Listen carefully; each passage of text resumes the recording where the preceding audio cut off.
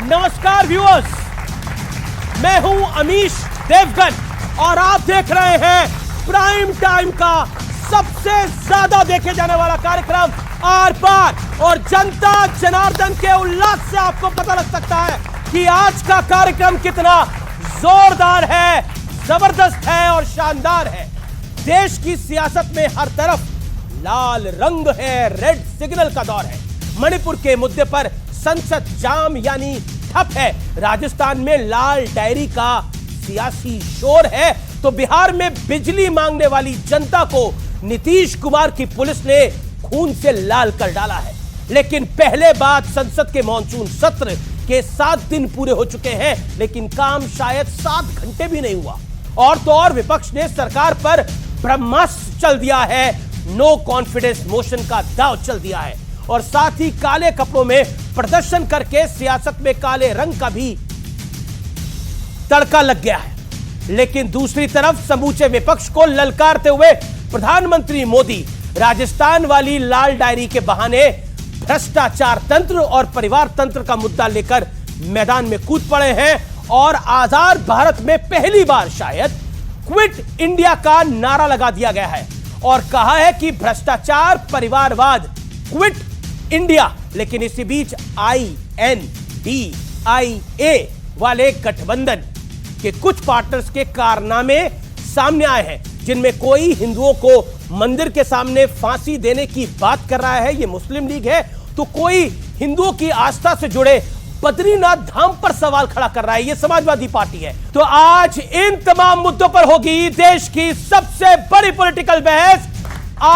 देखे जरा किसमें कितना है दम। मेरा आपसे आग्रह है जी, उत्तर सभापति उसी दिन चर्चा शुरू हो गई थी, आज क्यों ऐसे देर में हो रहे हैं सर? ये आप जब भी डिसाइड करेंगे हम तो तैयार है सर। भ्रष्टाचार, क्विट इंडिया, भ्रष्टाचार छोड़ो इंडिया। इस पूरे हफ्ते धुआंधार सियासी दौर रहा। कहीं मणिपुर पर शोर तो कहीं लाल डायरी पर जोर रहा। प्राइम मिनिस्टर इधर हाउस चल रहा है और हम डिमांड कर रहे हैं वो खुद आके एक स्टेटमेंट देने के लिए पूछ रहे हैं तो दे रहे नहीं, और उधर जाके राजस्थान में भाषण कर रहे हैं। क्या यहाँ आधा घंटा आके आप अपना स्टेटमेंट देकर जा नहीं सकते? कहते हैं इस लाल डायरी में कांग्रेस सरकार के काले कारनामे दर्ज है कि लाल डायरी के पन्ने खुले तो अच्छे अच्छे निपट जाएंगे। महात्मा गांधी ने नारा दिया था क्विट इंडिया, वैसे ही आज का मंत्र है परिवारवाद छोड़ो इंडिया। इस बीच पीएम मोदी ने देश को एक गारंटी भी दी। तीसरे टर्म में पहली 3 इकोनॉमी में गर्व के साथ हिंदुस्तान खड़ा होगा दोस्तों, और ये मोदी की गारंटी है। लेकिन इस सियासी शोर के बीच इंडिया गठबंधन वाले पार्टनर्स के कारनामे भी देख लीजिए। नंबर 1 पर हैं समाजवादी पार्टी के स्वामी प्रसाद मौर्य, जो रामचरितमानस के बाद अब बद्रीनाथ धाम पर सवाल उठा रहे हैं। बद्रीनाथ धाम 8वीं शताब्दी तक बौद्ध मठ था, बौद्ध धर्म स्थल था। तो स्वाभाविक रूप से जब बौद्ध मठ पहले था और आज बद्रीनाथ धाम हिंदू तीर्थ स्थल है तो बौद्ध मठ को ही तहस नहस करके बनाया गया ना।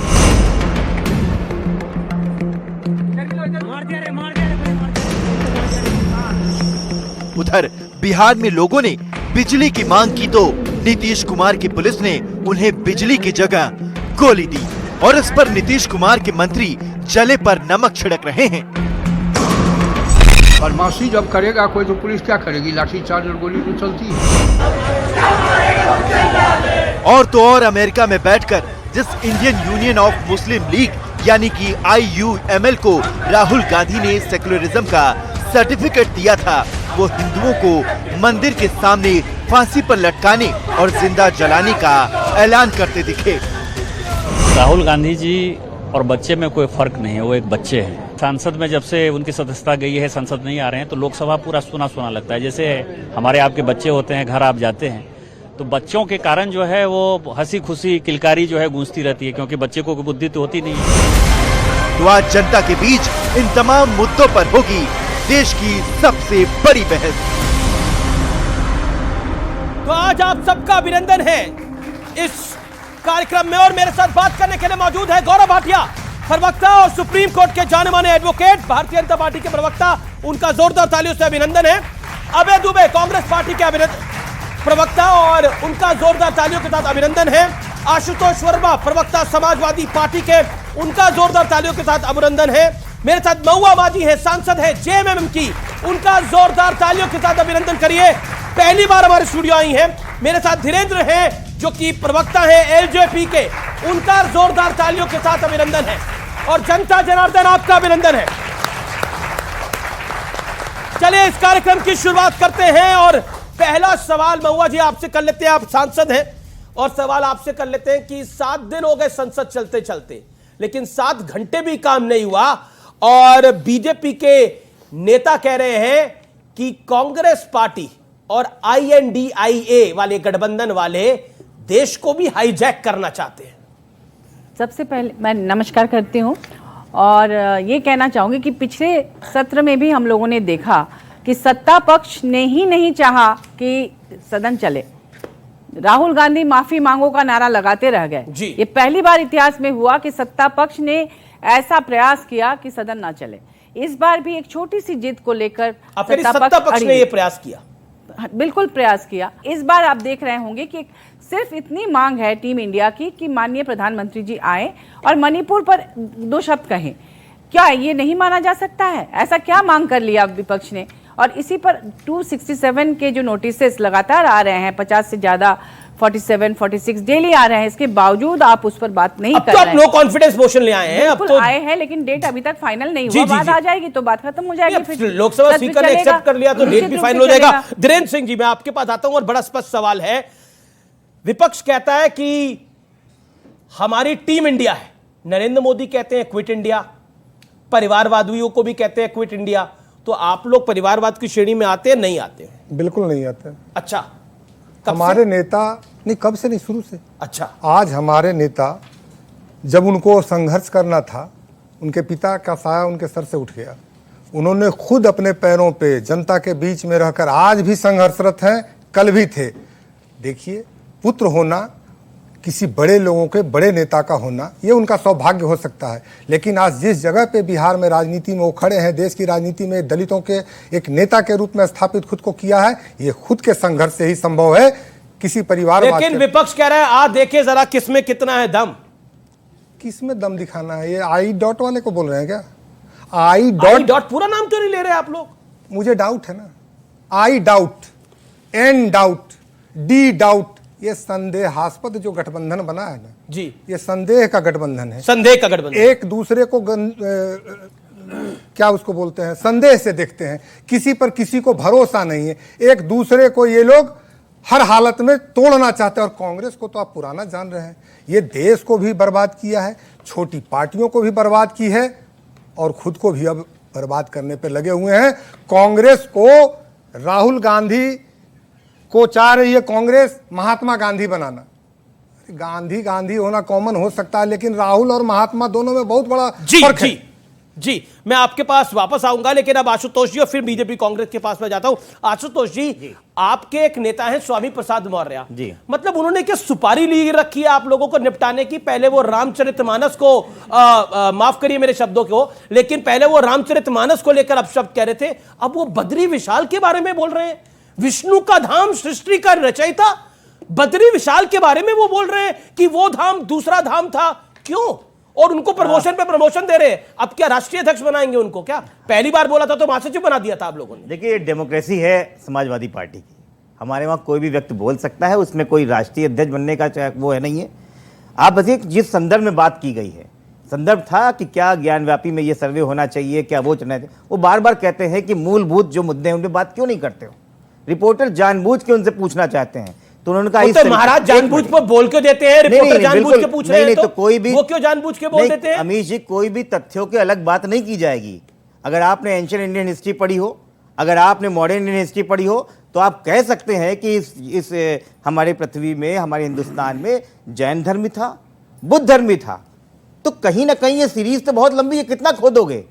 बात आज तो के मुद्दे की होनी आप स्वामी चाहिए। प्रसाद मौर्य की बात को मानते हैं क्या? नहीं, गलत क्या है इसमें?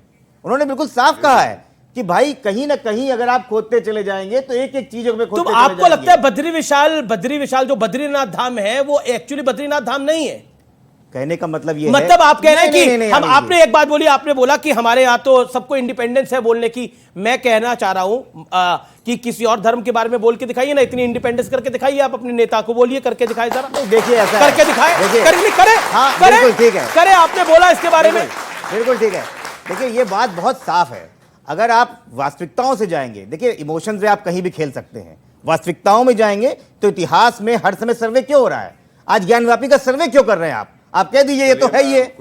मुझे कहने का मतलब ये है कि अगर सर्वे हो रहा है तो वहां साइंटिफिक बात हो रही है। अगर साइंटिफिक बात हो रही है तो कहीं ना कहीं इतिहास को लेके आर्कियोलॉजिकल सर्वे ऑफ इंडिया काम करता है। उन्होंने उसी की बात कही। परेशानी ये है कि हम बात करना चाहते हैं बेरोजगारी की, हम बात करना चाहते हैं महंगाई की, हम बात करना चाहते हैं मणिपुर की, आप बात लेके आते हैं ज्ञानवापी की, आप बात करना चाहते हैं केदारनाथ की। हम यही कहते हैं कि जो देश की 22वीं सदी के लोग हैं, जो यहाँ का एम्प्लॉयमेंट है, युवा है, वो क्या चाहता है?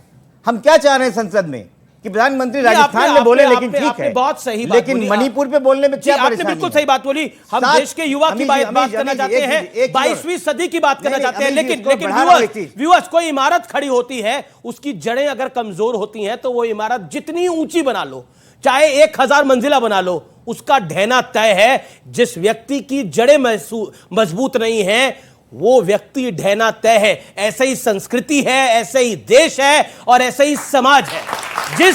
जो समाज अपनी जड़ों को खोखला कर देता है वो समाज आज गिरा, कल गिरा, परसों गिरा। मैं आपके पास आता हूं। ये तो मुद्दों की बात करना चाहते हैं, लेकिन ये सब लोग आपके साथ मिले हुए हैं जी। देखिए ऐसा है, बड़ी विचित्र बात हुई।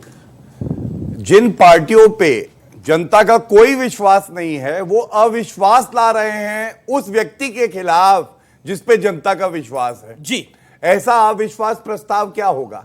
ये गिरेगा ही नहीं, ये दफनाया जाएगा। और साथ में लिख लीजिए अमीर जी, जो थोड़ी बहुत इज्जत बची है इनकी वो भी दफन हो जाएगी, क्योंकि जनता देख रही है।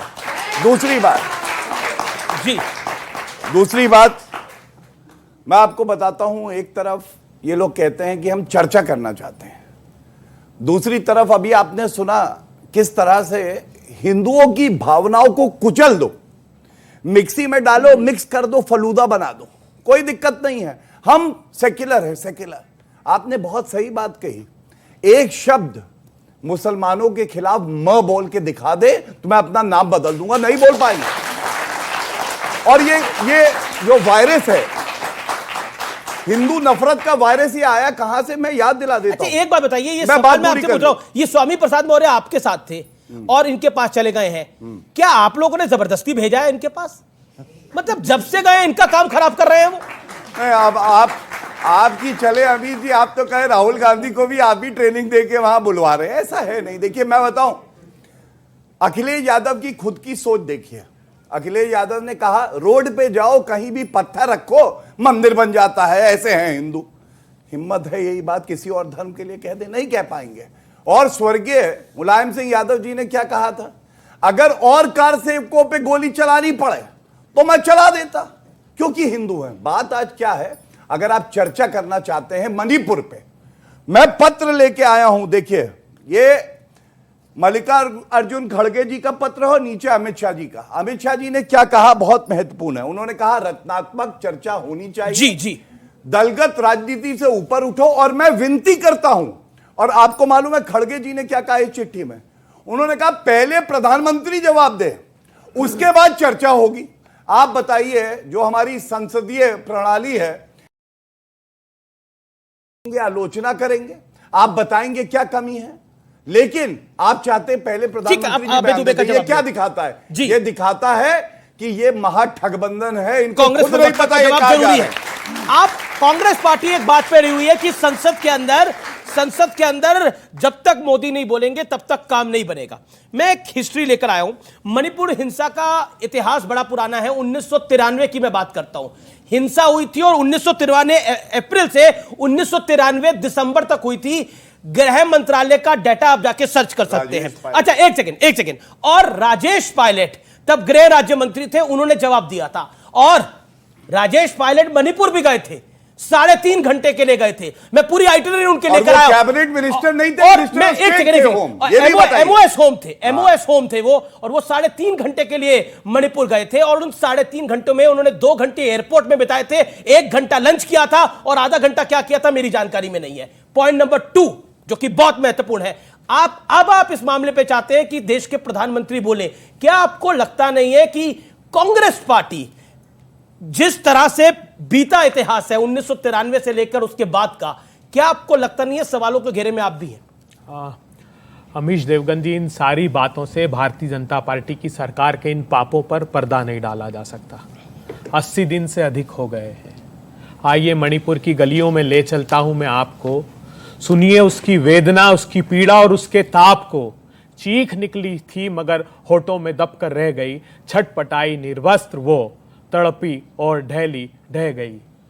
प्रधानमंत्री जी, 80 दिनों से हम प्रतीक्षा कर रहे हैं। मेरे देश के प्रधानमंत्री जी के पास समय है कि वो अमेरिका की संसद को संबोधित करें। और भारतीय जनता पार्टी के प्रवक्ता कहते हैं, देखिए 56 इंची सीनाएं अमेरिका की संसद को संबोधित करते हैं। हमें भी गर्व होता है प्रधानमंत्री जी, लेकिन आपके पास वक्त नहीं है मणिपुर की पीड़ा पर भारत की संसद में विचार व्यक्त करने का। आप बगैर समय के निर्धारित किए हुए अगर नवाज शरीफ को पाकिस्तान जाकर गले लगा सकते हैं, फ्रांस के मैक्रोन को गले लगा सकते हैं, तो मणिपुर के नागरिकों को गले लगाने का समय नहीं है। जब सत्ता की भूख मिटानी होती है तो उत्तराखंड में 3 मुख्यमंत्री बदल देते हैं, गुजरात में 2 मुख्यमंत्री बदल देते हैं, कर्नाटका में 2 मुख्यमंत्री बदल देते हैं, लेकिन मणिपुर के मुख्यमंत्री की कुकर्मों का संज्ञान भी नहीं लेते। प्रधानमंत्री जी जानते हैं आप, और यह आज का प्रश्न नहीं है, वहां की एक वरिष्ठ पुलिस अधिकारी ने उच्च न्यायालय में एफिडेविट फाइल किया था। उसने कहा कि ड्रग माफियाओं को बचाने का काम मणिपुर के मुख्यमंत्री कर रहे हैं। आपके एमएलए यहां आए दिल्ली के दरवाजे पर और कहा प्रधानमंत्री जी मिलने का समय दीजिए, आपने मिलने का समय नहीं दिया। गृह मंत्री मिले, उनसे गृह मंत्री मिले। रमेश जी, उस विधायक ने क्या कहा? उस विधायक ने कहा कि राज्य प्रायोजित हिंसा वहां कराई जा रही है। प्रधानमंत्री जी उसका संज्ञान नहीं लिया। 4000 ऑटोमेटिक राइफल्स लूटी गई है वहां पर। हिंसा का तांडव है। मिनिस्ट्री ऑफ एक्सटर्नल अफेयर्स के राज्य मंत्री कहते रहे 25 मई से कि प्रधानमंत्री जी मेरा घर स्वाह कर दिया, वहां के उद्योग मंत्री का घर जला दिया, लेकिन प्रधानमंत्री जी आपने संवेदनाएं तक व्यक्त नहीं की। तब यह हृदय हमारा पीड़ा से भर जाता है कि मेरे प्रधानमंत्री आखिर बोलना क्यों नहीं चाहते। आपने इतनी बड़ी कहानी बताई, लेकिन राजेश पायलट वाले मुद्दे पर आपने बिल्कुल चुप्पी साध ली। क्यों नहीं? समाधान के लिए उससे शिक्षा क्या बात करते हैं? क्यों नहीं बात होनी चाहिए? गौरव भाटिया क्या बात करते हैं? गौरव भाटिया प्रेरणा किससे लेते हैं? आपने बोला, आपको निर्विरोध मिला 3 मिनट बोलने के लिए। गौरव भाटिया का जवाब दें। महुआ माझी, देखिए अभी ये मणिपुर की गलियों में ले जा रहे थे और मैं इतना ही कहूंगा, चर्चा होगी, डंके की चोट पे चर्चा नहीं जाना होगी। चाहिए मणिपुर की गलियों मैंने क्या बोला? वहां चर्चा होगी। अब तो ले आए ना अविश्वास प्रस्ताव, चर्चा होगी, पार्लियामेंट में जवाब भी मिलेगा और करारा मिलेगा। लेकिन मैं आइए राजस्थान की गलियों में ले जाना चाहता हूं इनको, क्योंकि इनको वेदना है। एक मुझे बात बताइए अमीर जी, महिला है, हमारी बहन यहां है, महिला की अस्मिता तो अस्मिता है ना। छोटा रेप बड़ा रेप तो नहीं होता, छत्तीसगढ़ के मंत्री कहते हैं। अशोक गहलोत कहते हैं आधी जो रेप के केसेस आते हैं फर्जी होते हैं। वहां का सिटिंग मंत्री बोलता है, उसने कहा कि हम असफल रहे महिलाओं की अस्मिता बचाने में। और ये मैं एनसीआरबी डेटा लेके आया हूं, इनको जानकारी दे दूं। देखिए मेरे हाथ में है, राजस्थान में 6337 बलात्कार के मामले हैं। ये पूरे देश में सबसे ज्यादा है और जनसंख्या के अनुपात में देखें तो उत्तर प्रदेश से 6 गुना ज्यादा है। मैं एक सवाल पूछना चाहता हूं गौरव जी, मेरे एक निवेदन है, मेरा दिल थोड़ा भर रहा है। बलात्कार बनाम बलात्कार ना करें। नहीं कर रहा, और आप गलत बोल रहे हैं, आप बहुत गलत बोल रहे हैं आज अमीर जी। मुझे दर्द हो रहा है ये सुन के भी। मैं 6337 जो महिलाएं हैं जिनकी इज्जत लूटी गई है, यह पूछना चाहता हूं। इन्होंने कहा हृदय में पीड़ा हो रही है। सोनिया गांधी, प्रियंका वाड्रा गांधी, राहुल गांधी, अधीर रंजन चौधरी, खड़गे जी, 6337 महिला मेरी बहनें, मेरी माता समान, वो पूछ रही हैं हमें इंसाफ क्यों नहीं मिला। और लोकतंत्र मरा या नहीं मरा पश्चिम बंगाल में? जब 55 हमारे भारतीय मार दिए गए तो इनका गला सूख गया था या मुंह में इनके दही जमी हुई थी? ये सवाल नहीं पूछा है। लोकतंत्र की बात आप करते हैं। राहुल गांधी विदेशी भूमि में कहते हैं लोकतंत्र मर गया है।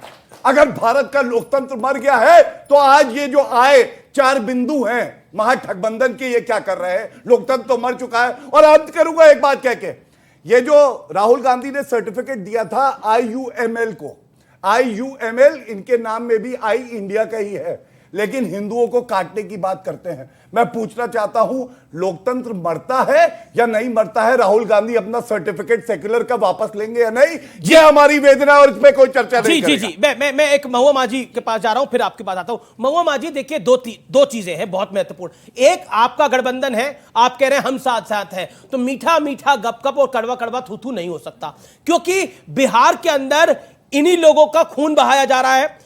आपके सामने है आपका एक alliance partner Samajwadi Party Badri Vishal के बारे में क्या कह रहा है, आपका एक पार्टनर IUML क्या कह रहा है हिंदुओं के बारे में, इससे कैसे बचेगा? और वैसे आप कह रहे हैं कि जो लोकतंत्र है वो समाप्त हो रहा है, काले कपड़े डाल के आ रहे हैं। पहली बात तो मैं ये कहूंगी कि हमारी पार्टी सेक्युलर पार्टी है, ये धर्म पर राजनीति नहीं करती।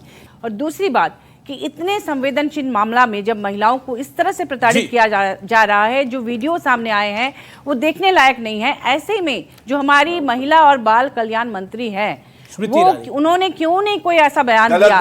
क्यों नहीं वो इस पर मुखर हुई? गलत बोल रही है, झूठ बोल रही है। बयान दिया, चलाइए अभी जी। सुनिए, वो हर झूठ मत बोलिए, बयान दिया। आप चुप हो जाइए, वो महिला है, सक्षम है, आपसे ज्यादा सक्षम है, उसे बोलने दीजिए। आप बताइए, स्मृति ईरानी जी ने बयान दिया, आपने बोला दिया है, बयान दिया है, बोलने तो दीजिए। बयान दिया है, बयान दिया है। हर महिला लेटर मेकर पॉइंट सक्रिय, जितना मुखर होना चाहिए था, उनको अविलंब जाना चाहिए था उस वीडियो के वायरल होने के बाद मणिपुर, और जाकर उनको उस पर खड़े होने चाहिए था उनके साथ।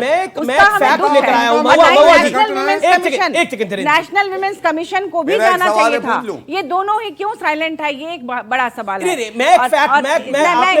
आपने बोला स्मृति ईरानी को जाना चाहिए था, लेकिन मैं एक फैक्ट लेकर आया हूं, और गृह राज्य मंत्री नित्यानंद राय 25 मई से 17 जून तक, डेट नोट करिए, 25 मई से 17 जून तक वो मणिपुर में ही थे, और देश के गृह मंत्री 3 दिन मणिपुर में थे।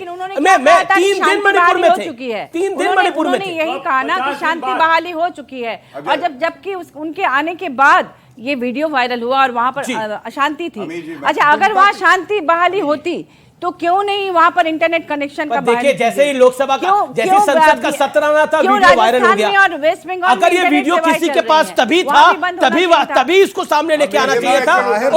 ओके, गौरव भाटिया 30 सेकंड देना, 1 सेकंड धीरेन्द्र जी, फिर अबे दुबे की बारी है।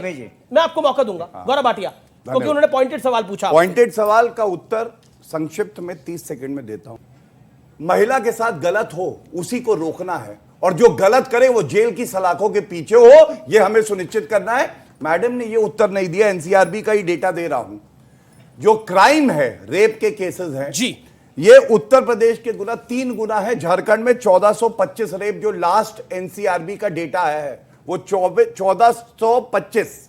महिला भी अपनी अस्मिता की लड़ाई लड़ रही है जी। अगर दूसरे पे उंगली उठाती है, याद रखिए, उस पर उत्तर दीजिए। और दूसरी बात मैं एक और बता दूं, आपने नाम बदलने वाली बात एक कही थी, उस पर भी उत्तर दे दूं। अमीश देवगन की पहचान क्या आपको मालूम है? अमीश देवगन, न्यूज 18 की पहचान क्या आपको मालूम है? न्यूज 18। भारत की पहचान क्या है आपको मालूम है? भारत। नाम से बहुत प्यार होता है, किसी का नाम छीन लोगे ना, उसकी पहचान खत्म हो जाएगी। UPA चला गया, इन्होंने खुद उसको जो है दफना दिया, क्योंकि नाम से इनको कुछ है ही नहीं। इन्होंने नाम किसका लिया? चोरी करने का प्रयास किया, I डॉट और 4 बार डॉट। और मैं इतना ही कहूंगा, एक गाना था, बड़ी तकलीफ है आप लोगों को, नाम से अभी तक सीना छल्ली है नाम से। मैं बताता नाम से बहुत तकलीफ है। सीना छल्ली कह रहे ना। इंडिया वो नाम है कि पूरी भारतीय जनता पार्टी का हर कार्यकर्ता अपने सीने पे छल्ली हो जाएगा इंडिया के स्वाभिमान के लिए। ठीक है। अभी रुकिए, एक बात बस, एक बात और उठा दूं।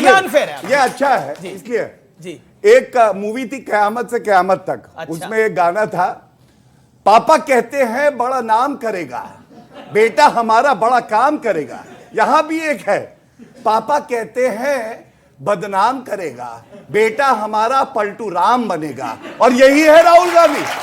मैं आपको बताऊं क्यों। ठीक है, अब अभय दुबे का भी सुनिए। देते थे, अरे अभय दुबे पापा को गाली देते थे, सब एक साथ बैठ गए। और यही मोदी जी की क्योंकि ताकत ये है। फिल्मी बात हुई कयामत से कयामत तक, तो मुझे देवदास याद आ गई।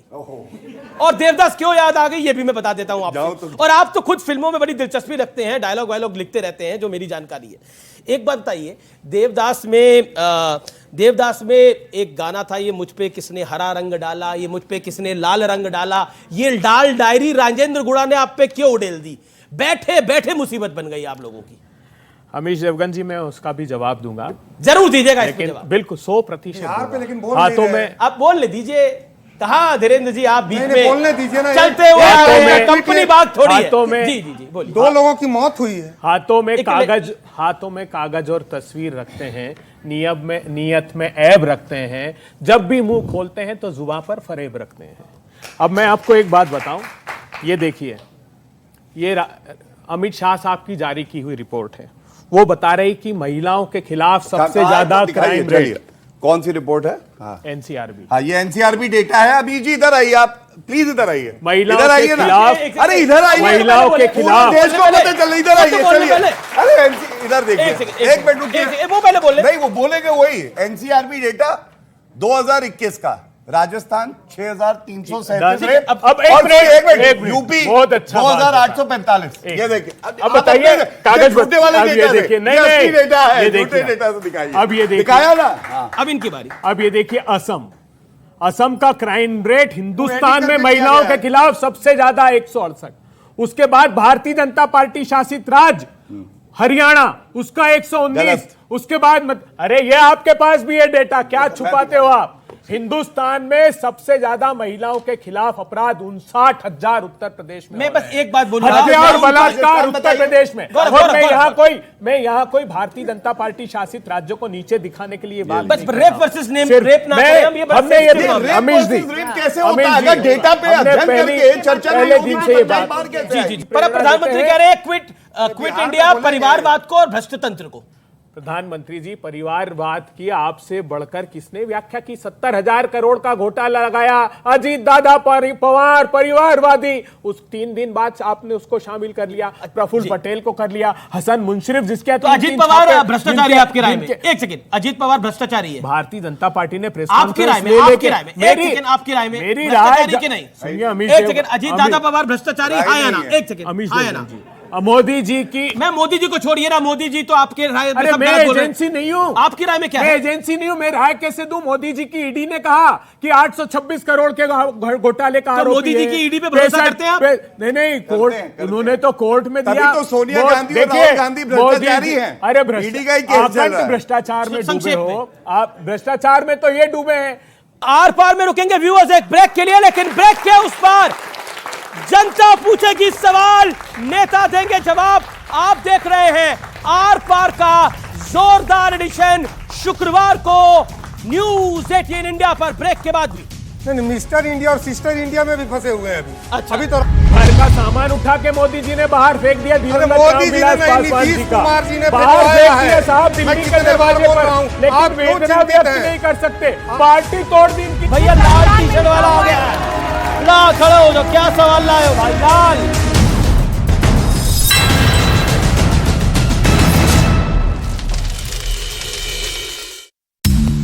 पर सेंट्रल जेल नंबर 3 में तलाशी ली गई। गहन तलाशी अभियान के दौरान खुफिया सूचनाओं के आधार पर कई जगह पर जमीन में लगभग 2 से 3 फीट तक खुदाई करने के बाद मोबाइल फोन और दूसरी प्रतिबंधित वस्तुओं की बरामदगी की गई। उत्तर बिहार पुलिस पर कटिहार में बिजली कटौती के खिलाफ प्रदर्शन कर रहे लोगों पर फायरिंग करने का आरोप लगा, जिसमें 2 लोगों की मौत हो गई, जिसके बाद इस घटना पर बिहार में बवाल हो गया, क्योंकि उस घटना का एक वीडियो सामने आया जिसमें पुलिस वाले फायरिंग करते नजर आए। वहीं दूसरी तरफ खड़े कुछ लोग पुलिस टीम पर पत्थर फेंकते दिखे। गोली मार दिया रे। आरोप है कि बिजली कटौती के खिलाफ प्रदर्शन कर रहे लोगों पर पुलिस ने फायरिंग कर दी, जिसमें 2 लोगों की मौत हो गई। वहीं बिहार सरकार में ऊर्जा मंत्री विजेंद्र यादव ने इस घटना पर गैर जिम्मेदाराना बयान दिया। बदमाशी जब करेगा कोई तो पुलिस क्या करेगी? लाठीचार्ज और गोली तो चलती है। वहीं बीजेपी ने इस घटना की निंदा की। कटिहार में लोगों ने प्रदर्शन किया बिजली मांगने के लिए, तो वहाँ आपने गोली चलवा दी। प्रदर्शनकारियों पर फायरिंग की घटना से वहां हालात तनावपूर्ण बन गए।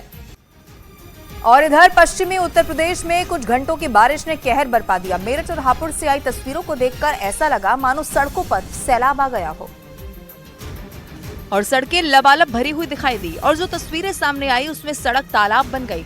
शहर के मेन बाजार में काफी पानी भर गया, जिसके बाद लोगों को आने जाने में काफी दिक्कतों का सामना करना पड़ा।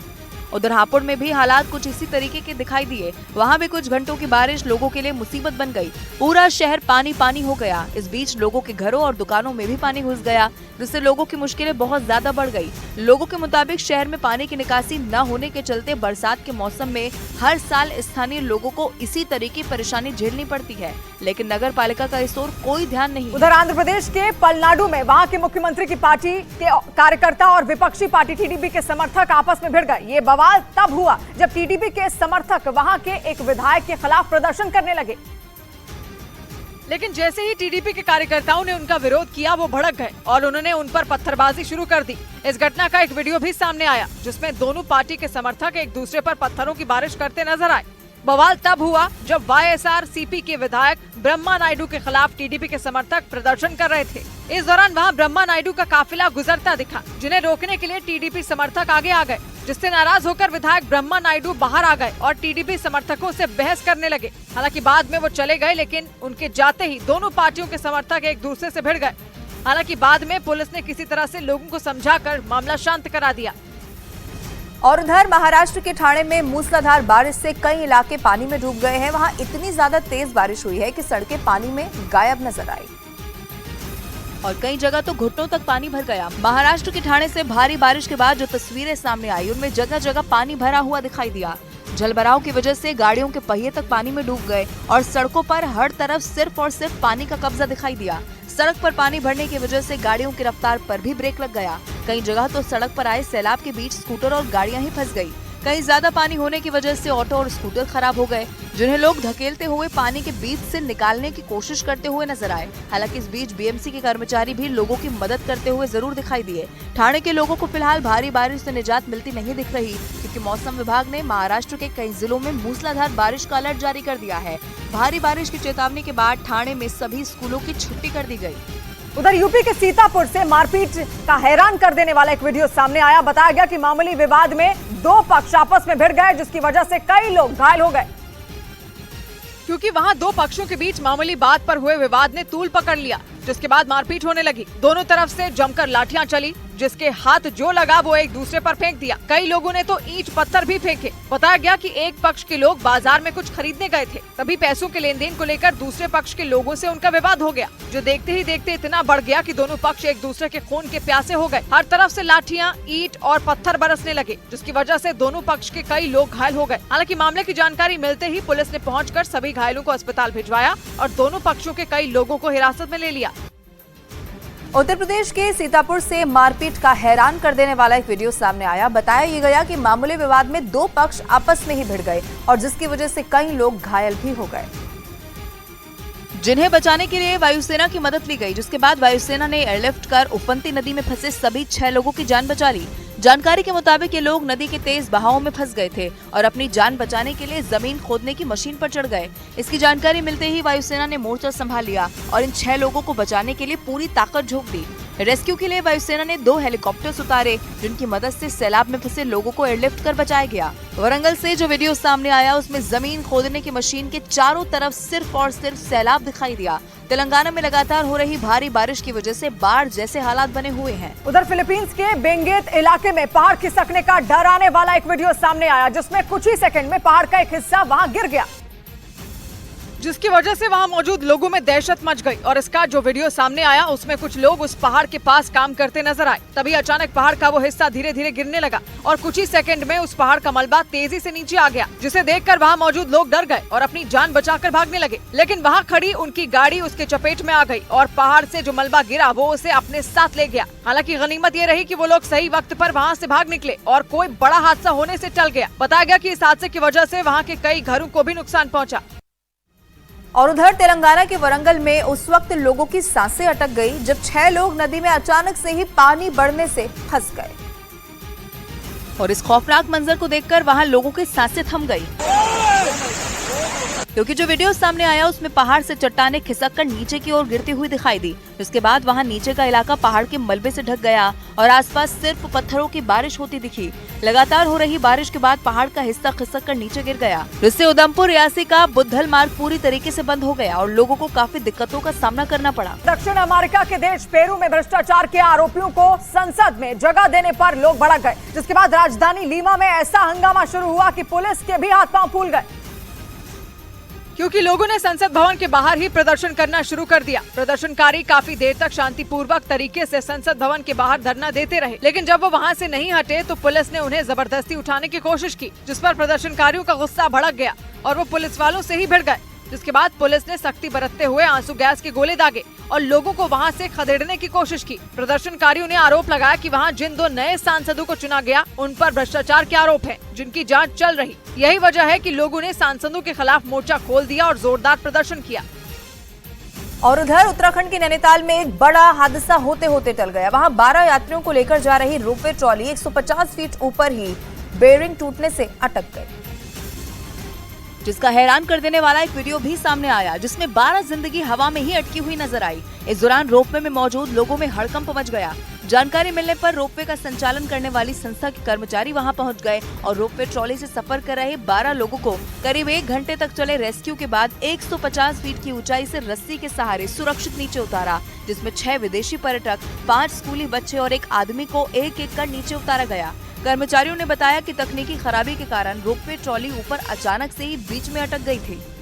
इस बीच कैरेबियाई देश हैती में आपराधिक गिरोह के बढ़ते खतरे से बचने के लिए अमेरिकी दूतावास में शरण लेने पहुंचे लोगों की पुलिस से झड़प हो गई और वहां की राजधानी पोर्ट ओ प्रिंस पे आपराधिक गिरोह इतने ज्यादा एक्टिव हो गए हैं कि लोगों के पास घर छोड़कर दूसरी जगह जाने के अलावा दूसरा कोई रास्ता नहीं बचा और इसलिए डरे सहमे लोग अमेरिकी दूतावास के गेट के बाहर पहुंच गए, लेकिन पुलिस ने उन्हें वहां से खदेड़ने की कोशिश की, जिसके बाद पुलिस वालों से उनकी झड़प हो गई। पोर्ट ओ प्रिंस में अमेरिकी दूतावास के बाहर हालात ऐसे बन गए कि पुलिस ने लोगों को तितर-बितर करने के लिए आंसू गैस के गोले दागे। हालांकि इसके बावजूद लोग काफी देर तक वहां डटे रहे, लेकिन जब सख्ती ज्यादा बढ़ती गई तो वहां से हट गए। संयुक्त राष्ट्र की एक रिपोर्ट के मुताबिक पोर्ट ओ प्रिंस में आपराधिक गिरोह ने लगभग 80% हिस्से पर कब्जा कर रखा है, जिसकी वजह से वहां लूटपाट, गोलीबारी की घटनाएं बढ़ गईं। इसीलिए लोग घर छोड़ने को मजबूर हो गए। और दिल्ली के डाबड़ी इलाके में सरेआम हत्या और खुदकुशी की वारदात से वहां दहशत मच गई है। आरोप यह है कि 25 साल के एक लड़के ने 42 साल की एक महिला की गोली मारकर हत्या कर दी और वारदात के कुछ देर के बाद उसने खुद को भी गोली मारकर अपनी जान दे दी, जिसके बाद दिल्ली के डाबड़ी इलाके में सनसनी फैल गई। पुलिस के मुताबिक वहां 25 साल के एक लड़के ने सरेआम हत्या की वारदात को अंजाम दिया। आरोप यह है कि वो लड़का पिस्तौल लहराते हुए वहां आया और 42 साल की एक महिला पर फायरिंग कर फरार हो गया। वहीं गोली चलने की आवाज सुनकर उस महिला के परिवार वाले उसके पास पहुंचे, लेकिन तब तक उस महिला की मौत हो चुकी थी। अभी इसमें फर्दर हमारे जो FSL के टीम्स हैं और बाकी इन्वेस्टिगेशन अभी जारी है। बताया गया कि उस महिला की हत्या के कुछ ही देर के बाद आरोपी ने खुद को गोली मारकर आत्महत्या कर ली। पुलिस के मुताबिक आरोपी लड़का और वो महिला एक दूसरे को पहले से जानते थे, क्योंकि दोनों एक ही जिम में जाया करते थे और वहीं पर उनकी मुलाकात हुई थी। उधर पेरू की राजधानी लीमा में सड़क हादसे का दिल दहला देने वाला एक वीडियो सामने आया, जिसमें गाड़ी ने सामने से आ रही 2 गाड़ियों को टक्कर मार दी। बताया गया कि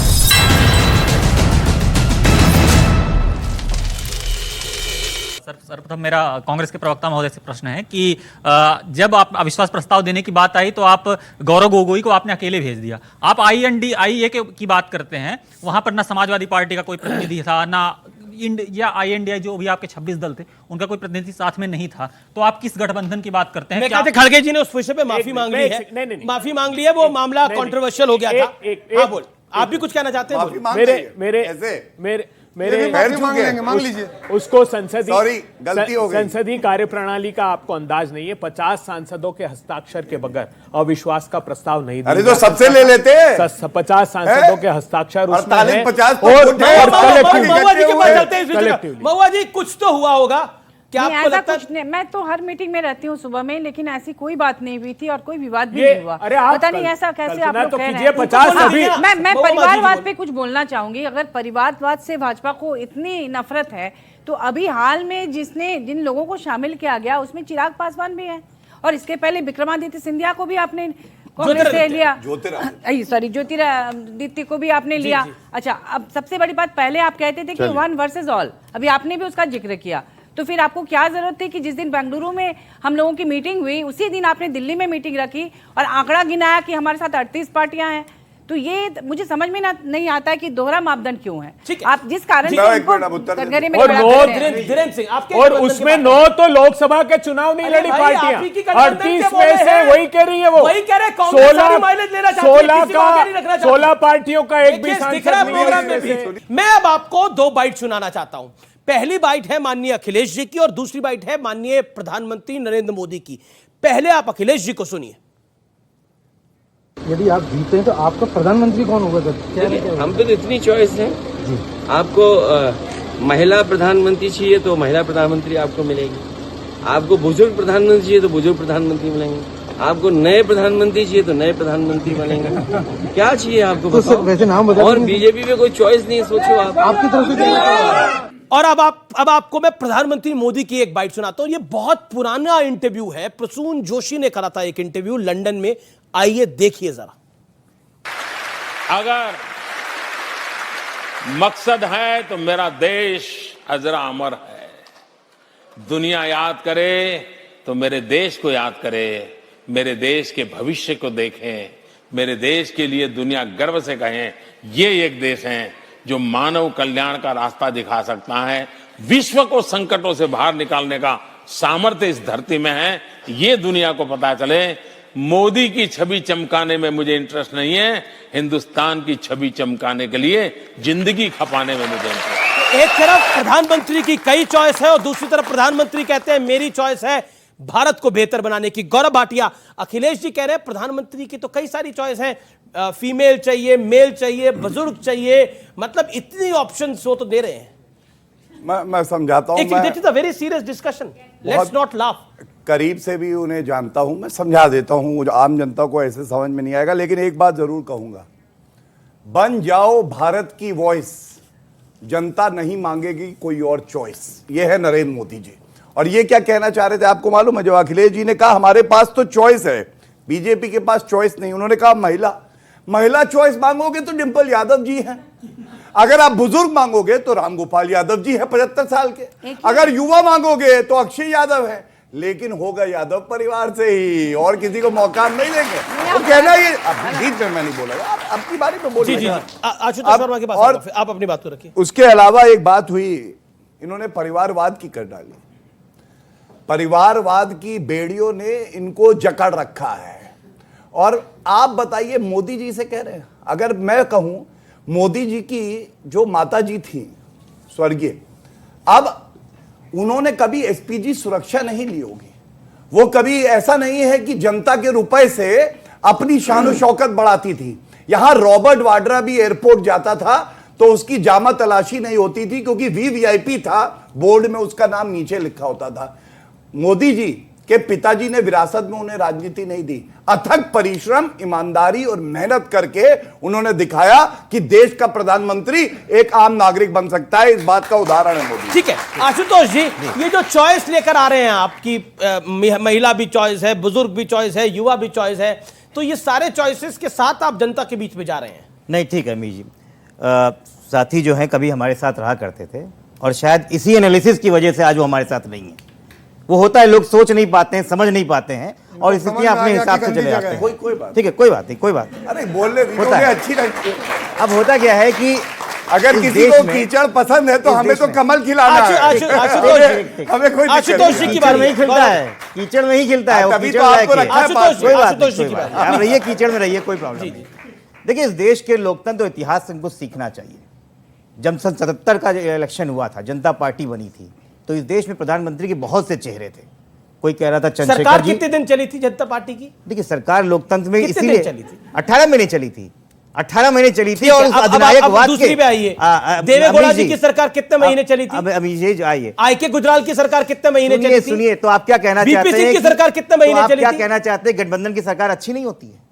मैं सवाल पूछ रहा हूं आपसे। मैं स्वस्थ लोकतंत्र में गठबंधन की, मैं कह रहा हूं मजबूरी का प्रधानमंत्री कितने महीने चलता है बताइए ना। 13 महीने भी चला है और 13 दिन भी चला है इस देश में, ध्यान रखिए। अटल बिहारी वाजपेयी 13 दिन रहा है, ठीक है। तो कहने का मतलब है जब 77 का चुनाव हुआ था तो चेहरे बहुत थे, कोई मुरारजी भाई को बोल रहा था, कोई बोल रहा था कि ये चंद्रशेखर जी बन सकते हैं, कोई अटल जी का नाम भी ले रहा था। तो बताइए 3 चेहरे कौन से आपके? हमारे सब चेहरे हैं, हमारे सब चेहरे हैं, यही तो परेशानी है। मैं ऑप्शन देता हूं, अबे भाई आपको ऑप्शन देता हूं। राहुल गांधी चेहरा है, अखिलेश यादव चेहरा है, अरविंद केजरीवाल चेहरा है, हेमंत सोरेन चेहरा है, कौन चेहरा है बताइए? मैं जवाब दे देता हूं। ममता बनर्जी चेहरा है, मैं जवाब दे देता हूं। नीतीश कुमार चेहरा, आप बताएंगे? मैं जवाब दे देता हूं। ठीक है, ये कंपटीशन आप दोनों में, आप बताइए, आप एक चेहरा बताइए, एक नाम बताना पड़ेगा या 3 बता दीजिए। नहीं, ये कोई मल्टीपल चॉइस क्वेश्चन थोड़ी है। अरे चॉइस तो अखिलेश जी ने दिया कि नहीं दिया? ये जनता, चॉइस किसने दिया? हाँ तो चॉइस दिया ना, जनता चुन के दे देगी। मुरारजी भाई को इस जनता ने चुन के दिया। अब मुरारजी भाई तो आएंगे नहीं बनने के लिए दोबारा। हाँ तो दूसरे मुरारजी तैयार हो गए यहाँ पर। कौन? चौधरी चरण सिंह भी यहीं से निकलेंगे, मुरारजी भाई निकलेंगे, अटल जी भी यहीं से निकलेंगे, जयंत चौधरी पीएम कहीं निकल सकते हैं मीर जी। यही तो लोकतंत्र की खूबी है। आपने कुछ जवाब नहीं दिया। मुझे अबे भाई पे पूरी भरोसा है और जनता को भी भरोसा है भाई अबे भाई के ऊपर की जवाब देंगे। चॉइस है, 3 नाम कौन से? अबे भाई निराश मत करिएगा। उन्होंने अपनी काबिलियत के हिसाब से जवाब देने का प्रयास किया, लेकिन आप निराश मत करिएगा। ये भारत के संविधान निर्माता को पता था कि अमीश देवगन जी 2023 में अभय दुबे से ये सवाल करेंगे, तो 26 जनवरी 1950 को जो भारत का संविधान लागू हुआ उसमें इसका जवाब उन्होंने दे दिया कि जो चुने हुए प्रतिनिधि होंगे वही प्रधानमंत्री का चुनाव करेंगे। ये किसी को हक नहीं है कि संविधान के खिलाफ जाकर, जैसे प्रधानमंत्री जी कह रहे हैं और बात कर रहे थे इंडिया नाम, इन्होंने कहा यूपीए से इंडिया। इन्होंने कैसे सत्ता की भूख मिटाई? हिंदू महासभा के बाद सत्ता की भूख मिटानी थी तो जनसंघ के बाद सत्ता की भूख मिटानी थी तो जनता पार्टी के बाद अगर सत्ता की भूख मिटानी थी तो भारतीय जनता पार्टी। आपने एक बात बोली, आप एक बात बोल रहे थे जब ये बोल रहे थे इनको इंडिया वालों को मिस्टर इंडिया कोई नहीं मिल रहा। नहीं, मिस्टर इंडिया और सिस्टर इंडिया में भी फंसे हुए हैं अभी। अच्छा। अभी तो राहुल गांधी में यही चल रहा है कि मिस्टर इंडिया कौन और सिस्टर इंडिया कौन, तो अभी तो उसी का डिसीजन नहीं हुआ। कितने हैं? घर का सामान उठा के मोदी जी ने बाहर फेंक दिया। मोदी जी ने नहीं, नीतीश कुमार जी ने बाहर फेंक दिया साहब दिल्ली के दरवाजे पर, लेकिन वेदना व्यक्त नहीं कर सकते। पार्टी तोड़ दी इनकी, चाचा भतीजे दो कर दी, लेकिन सत्ता की भूख ऐसी है कि मोदी जी के खिलाफ बोल नहीं सकते और विश्वास बड़े मौसम वैज्ञानिक 24 के बाद गौरव भाटिया, देखिए 3 नाम नहीं आ पा रहे, आपके पास तो एक ही चॉइस है, जैसे अखिलेश जी ने बोला, आपकी लिमिटेड चॉइस है। देखिए मैं एक बात बताऊं, आपने कहा 3 नाम दे दो, दिक्कत क्या है, हाथ में है रुमाल और समझ रहे हैं कि ये है चादर।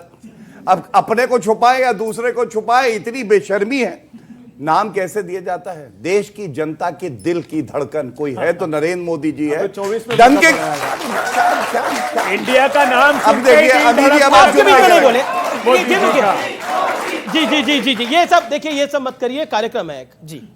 तो प्रधानमंत्री जी के बारे में अगर लोग नहीं, बोल रहे हैं, ये रैली नहीं है ना आप लोगों की। अब देखिए एनडीए की रैली में लगवाइए ना रे सारे, ये सब मेरे को कोई प्रॉब्लम नहीं है। मैंने ये सिखाया है क्या? नहीं, आपने नहीं सिखाया, मैं बिल्कुल नहीं बोल रहा भाई, आपने सिखाया है, लेकिन ये खुद लड़के लगा रहे हैं। बात तो पूरी कर। अच्छा बोलिए। आप देखिए, भारतीय जनता पार्टी का प्रवक्ता हूं, डंके की चोट पे कह रहा हूं, 2024 में नरेंद्र मोदी जी पुनः प्रधानमंत्री बनेंगे। बीजेपी की 303 से ज्यादा सीटें आएंगी, एनडीए 400 पाएगा और 2028, 2033, 2038, 2043 में नो कॉन्फिडेंस वोट। सुना नहीं 2043 और 48 में भी नो कॉन्फिडेंस मोशन ये ला रहे होंगे, ऐसे ही आ रहे होंगे। मैं बता रहा हूं आपको। दूसरी बात, इनका विकेट डाउन करना जरूरी है। ये इधर उधर की खूब बातें कर रहे थे, डॉक्टर राम मनोहर लोहिया को ही पढ़ लेते, प्रेरणा स्रोत है सबके। उन्होंने कहा था परिवारवाद नहीं होना चाहिए, योग्यता से आगे बढ़नी चाहिए पार्टी और देश। आप मुझे ये बताइए, जब से सपा बनी है, यादव परिवार के बाहर का जो अध्यक्ष नहीं दे पाया, वो आम जनता को क्या देगा? आप मुझे बताइए। कुछ नहीं देगा, ये केवल लेने आए। महुआ जी एक बात कही जाती है, क्योंकि प्रधानमंत्री ने परिवार, मेरा सवाल है मैडम, आप कि भारत जो है वो डायनेस्टिक डेमोक्रेसी है, और डायनेस्टिक डेमोक्रेसी इसलिए है क्योंकि आप तमिलनाडु में चले जाइए तो आपको करुणानिधि का परिवार मिलेगा, आप महाराष्ट्र में चले जाएंगे तो पवार का परिवार मिलेगा, ठाकरे का परिवार मिलेगा, पंजाब में चले जाएंगे तो बादल परिवार मिलेगा, जम्मू कश्मीर चले जाएंगे तो अब्दुल्ला और मुफ्ती परिवार मिलेगा, हरियाणा आ जाएंगे तो चौटाला परिवार दिखेगा, और झारखंड आपके राज्य में चले जाएंगे आपके राज्य में चलेंगे आपके राज्य में चलेंगे तो सोरेन परिवार मिलेगा, यूपी में जाएंगे तो मुलायम सिंह यादव का परिवार मिलेगा, बिहार में जाएंगे तो लालू यादव एंड सन्स मिलेंगे, और अगर देश में देखेंगे तो गांधी परिवार दिखेगा। जवाब दीजिए जी। डायनेस्टिक डेमोक्रेसी मैं कहना चाहती हूँ, मान लीजिए किसी के पास अगर परिवार ना हो तो फिर वो क्या करे। और दूसरी बात कि अगर लोगों का मन तो बदलता है, आप जानते हैं हर समय पल पल मन बदलता है। अगर आपकी पार्टी में अगर किसी का मन बदल जाए कि अगली बार मैं नहीं बनूंगा, तो आपके पास दूसरा नाम क्या है? चलिए आपके पास दूसरा नाम है, चॉइस है आप लोगों के पास, कोई चॉइस है तो बताइए। देखिए, सबसे पहले तो इन्होंने कहा कि जिसके पास परिवार ना हो, इनके लिए परिवार ही पार्टी और देश है, और नरेंद्र मोदी जी के लिए पूरा देश ही परिवार है। ये बात ये लोग समझ नहीं पाएंगे, ये समझ नहीं पाएंगे। और दूसरी बात मैं आपको एक बात, आपका भी एक संघ परिवार है, संघ परिवार है, और गर्व के साथ कहता हूं करोड़ों भारतीयों से जुड़ा हुआ परिवार है। अगर आपदा आती है तो संघ परिवार खड़ा होता है। ठीक है, अगर देश में मुश्किल आती है तो परिवार खड़ा होता है। जी अपनी बात ऐसा परिवार तो अच्छा मैं 2 सवाल ले रहा हूं, बोलिए आपका क्या पॉइंट, आपका पॉइंट क्या? बोलिए। महुआ जी से कहना चाहता हूं, जिन्होंने कहा कि जो है परिवार, हमारे परिवार, जिसके पास परिवार ना हो वो कहां से नेता लगेगा? तो योग्यता और कुशलता कोई मायने नहीं रखती क्या? परिवार के लोग ही एक नेता बन सकते हैं? आपने जी ये एक युवा साथी का सवाल है मैडम, जवाब आराम से, आपका अच्छा सवाल है। मैं इसका जवाब ये दे रही हूँ कि लोहार का बेटा लोहार हो सकता है, सोनार का बेटा सोनार हो सकता है। अगर कोई बच्चा अपने परिवार में देख रहा है बचपन से राजनीति को, और वो राजनीति सीख रहा है, उसमें योग्यता है। हमारे राज्य की बात मैं करूंगी कि वो अध्यक्ष नहीं थे हमारी पार्टी के, अभी वर्तमान में जो माननीय हेमंत सोरेन जी हैं वो पार्टी के अध्यक्ष नहीं थे, लेकिन मैं बता रही हूँ अगर भाजपा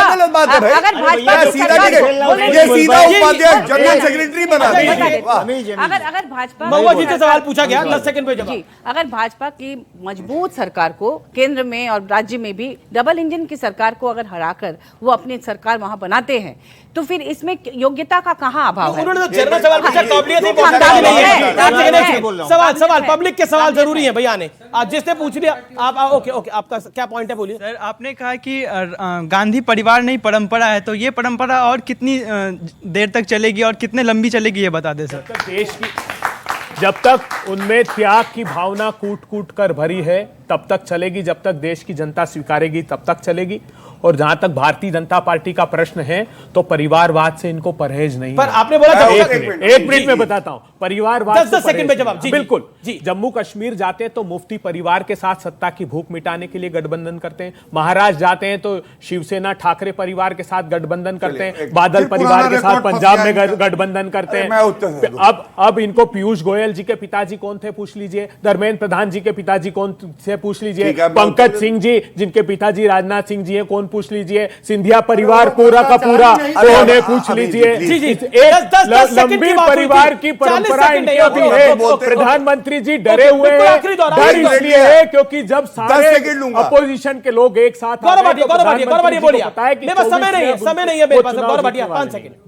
विरासत में गद्दी मिल सकती है, बुद्धि नहीं मिल सकती। अरे तो ये इनका सुनिए, अभी बता रहा मुख्यमंत्री बनने के पहले मोदी जी पार्षद थे क्या? बताओ, आपके बीच में नहीं बोले वो, आपके बने नरेंद्र मोदी जी कॉर्पोरेशन का इलेक्शन भी जीते थे क्या? मैं तो लोकसभा और राज्यसभा को टीवी पे देखता हूं, आप लोग तो बिल्कुल सामने आज सब कुछ कर रहे हैं। एक आप 10 सेकंड, मैं 10 लेता हूं मैं। देखिए, सबसे बड़ा इसका प्रमाण ये है, 40 चुनाव हरा दिए राहुल गांधी ने, लेकिन अभी भी डंका पीट रहे उसका। 60 साल आपको इसीलिए नहीं पूछा। प्रियंका वाड्रा गांधी, आपको मालूम है, लड़की हूं, लड़ सकती हूं, यूपी में झंडा 2 सीटें आई, 2। भैया लाल टी शर्ट वाला आ गया है, ला खड़े हो जाओ, क्या सवाल लाए हो भाई? लाल अबे जी टेंशन में आ गए आपको देखकर, लाल है मामला, आपका पॉइंट क्या, बोलिए। ये कह रहे हैं संविधान के लिए पढ़ाई की जरूरत नहीं होती है, तो ये मोदी जी की डिग्री क्यों भीख मांगते रहते हैं हमेशा? कह रहे संविधान के लिए पढ़ाई की जरूरत होती है, मोदी जी की डिग्री क्यों भीख मांगते रहेंगे? नहीं ना, अबे चलिए, मेरी मान्यता है कि लोक विद्या का भी महत्व है इस देश में। बहुत अच्छी बात है, बहुत अच्छी बात है। और व्यूअर्स, अब बात एक ऐसी खबर की, एक ऐसी लत की जो कि एडिक्शन बन रही है, जिसके बारे में सुन लेने भर से इंसानियत पर से भरोसा आपका उठ जाएगा। आपने शराब की लत सुनी होगी, सिगरेट की लत सुनी होगी, चाय कॉफी की लत के बारे में सुना होगा, आपने ऑनलाइन गेम्स की लत के बारे में भी जरूर सुना होगा या फिर कहीं पढ़ा होगा। इन गेम्स की वजह से मानसिक और शारीरिक तौर पर बीमार हुए बच्चों की खबरें भी आपने देखी, पढ़ी और समझी होंगी। आपने रील्स वाली लत के बारे में भी जरूर सुना होगा और इन रील्स के लिए लोगों को खतरनाक जोखिम मोल लेते हुए, स्टंट करते हुए आपने देखा होगा। आपने ऐसी खबरें भी देखी होंगी कि रील्स बनाने के चक्कर में लोगों की जान तक चली गई। जान जाए लेकिन रील ना जाए। लेकिन अब जो खबर मैं आपको बताने जा रहा हूं व्यूअर्स, और खासतौर पर युवाओं आपको, वो आपको हैरान, परेशान और होश उड़ा देगी। क्योंकि महंगे शौक और दिखावे की लत अब लोगों को मानसिक तौर पर दिवालिया कर रही है, बीमार कर रही है, एडिक्ट कर रही है। आपने अक्सर लोगों को मजाक में कहते सुना होगा कि क्या आईफोन के लिए अपनी किडनी बेच दोगे क्या? यह एक तरह का व्यंग है जिसे सुनकर अंदाजा हो जाता है कि आईफोन की कीमत काफी ज्यादा है, काफी महंगा है। लेकिन आईफोन की सनक और रील्स की से फील गुड वाली चाह में एक मां बाप को शैतान बना दिया। खबर पश्चिम बंगाल के उत्तर 24 परगना की है। वहां एक माता पिता ने अपने 8 महीने के बच्चे का इसलिए सौदा कर दिया, इसलिए बेच दिया क्योंकि उन्हें आईफोन खरीदना था। और इसके लिए उन्होंने अपने 8 महीने के बच्चे का सौदा कर दिया। आपने बिल्कुल ठीक सुना, एक मां ने अपने कलेजे के टुकड़े को इसलिए बेच डाला क्योंकि इस मां की ममता हल्की और आईफोन का वजन बड़ा भारी हो गया था। मां दुर्गे की आरती में मां के लिए कहा गया है कि मां बेटे का इस जग में है बड़ा ही निर्मल नाता, पूत कपूत सुने है पर ना माता सुनी कुमाता। लेकिन कलयुग की यह धरती, कलयुग का यह दौर शायद बच्चों को बेचने वाली मां के लिए दिखावा ज्यादा जरूरी बन गया था। बहरहाल इस खबर को जब मैं बता रहा हूं, मेरी आंखें भी नम हैं, लेकिन इन्होंने आईफोन खरीदा और घूम घूम कर खूब रील्स भी बनाई।